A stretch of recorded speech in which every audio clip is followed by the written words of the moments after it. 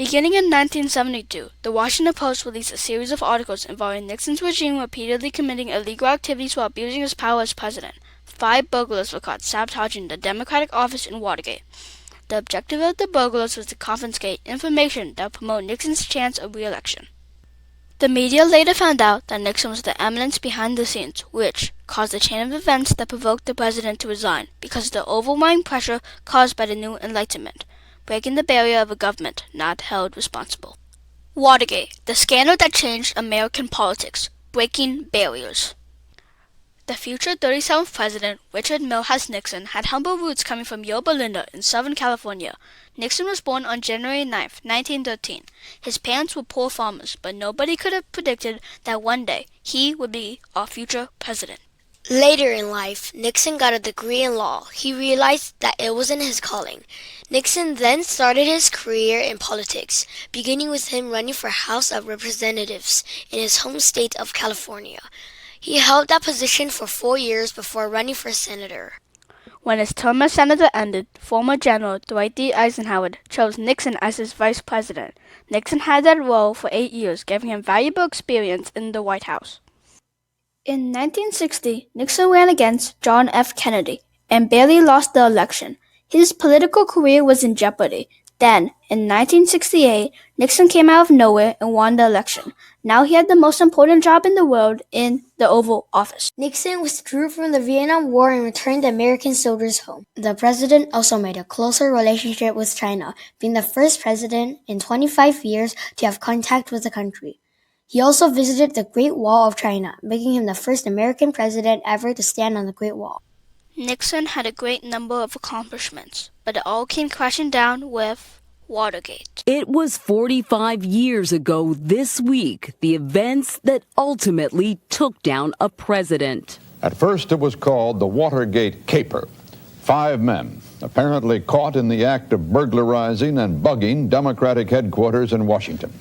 On June 17, 1972, 5 burglars were arrested in the Democratic office in Watergate. James McCord, who was one of the 5 men, said that they were anti-communists trying to bring down Fidel Castro, a dictator in Cuba. He also said that he was a former member of the CIA. This brought suspicion, causing Washington Post reporters Carl Bernstein and Bob Woodward to investigate. They found James McCord in the Washington, D.C. phone book. They also discovered McCord's business and called one of the employees. According to All the President's Men by the 2 reporters, it said John Mitchell's description of McCord, notwithstanding those who knew him, agreed that he worked full-time for the President's Committee, or CRP. There was evidence at the scene of the crime, including some checks. Woodward found out that checks worth $25,000 each were going to a man named Bernard Barker's bank account, who was one of the 5 burglars involved in Watergate. The money came from Mexico City, but after talking to sources, including Dade County, Florida's County of Justice, found out that the money came from the CRP. With information coming from news sources, including a man dubbed Deep Throat, the reporters found out that the CRP had a secret fund of $700,000, some of which came from Mexico.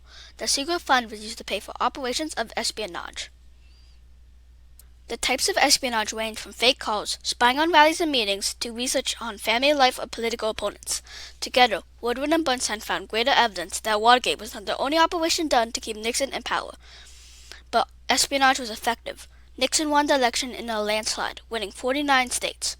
Nixon was the president for another term, despite the exposure of Watergate. Good evening from CBS News Election Headquarters.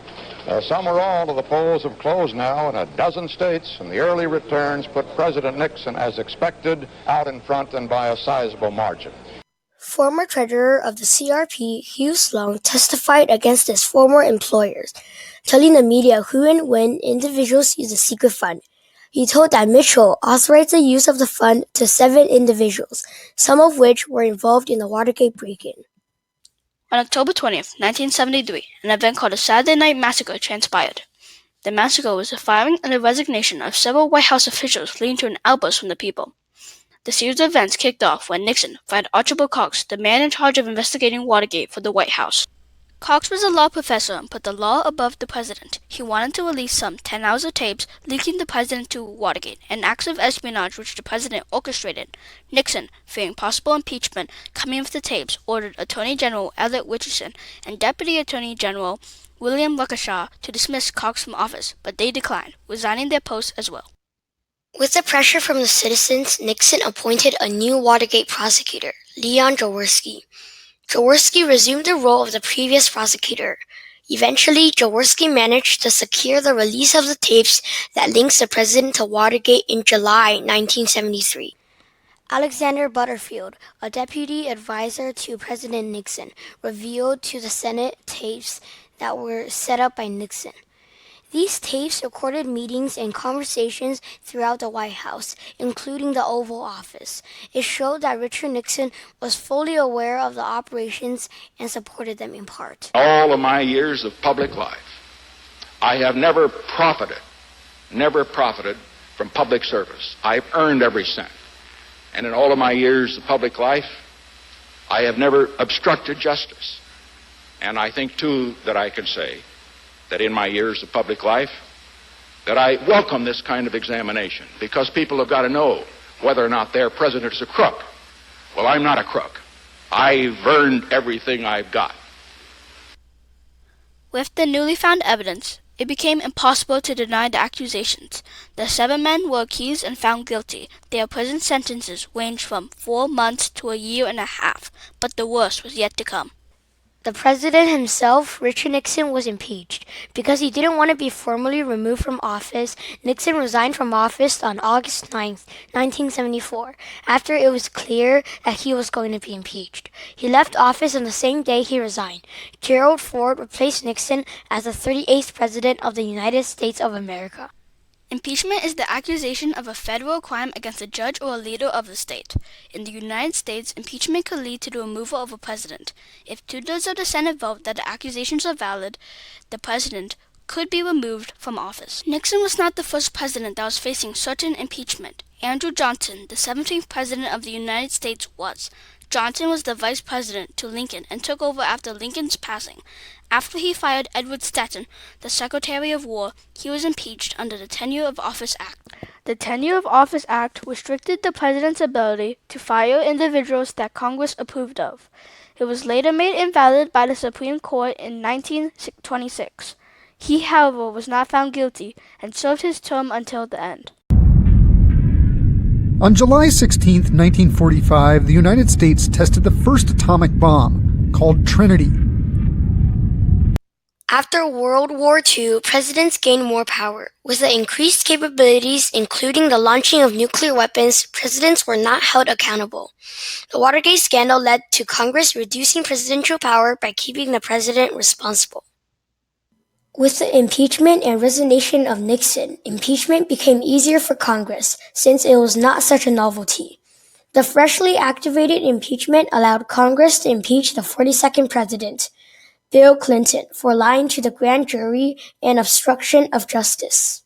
Bill Clinton used his presidential power to have an affair with White House intern Monica Lewinsky. When the story broke, Clinton denied the accusations, saying the following quote, "But I want to say one thing to the American people. I want you to listen to me. I'm going to say this again. I did not have sexual relations with that woman, Miss Lewinsky. I never told anybody to lie, not a single time, never. These allegations are false, and I need to go back to work for the American people. Thank you."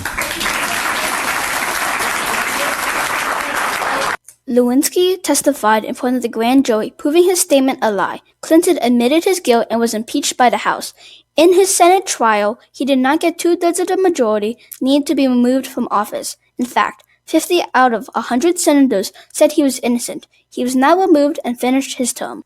Currently, the 45th president, Donald Trump, has been impeached by the House for colluding with Ukraine. The reason was that he wanted to expose a Democratic candidate, Joe Biden, to potentially damage his reputation and cause him to lose the nomination. Nixon left office with a ruined reputation. Watergate painted him as a criminal and a cheater. Even with his accomplishments forgotten, he spent his days as an advisor to multiple presidents.